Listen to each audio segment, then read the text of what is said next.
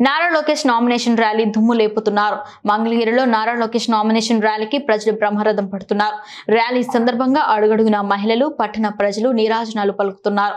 మిద్దె సెంటర్, వైష్ణవి కళ్యాణ మండపం, పాత బస్టాండ్ మీదుగా కొనసాగుతున్న ర్యాలీ జరిగింది.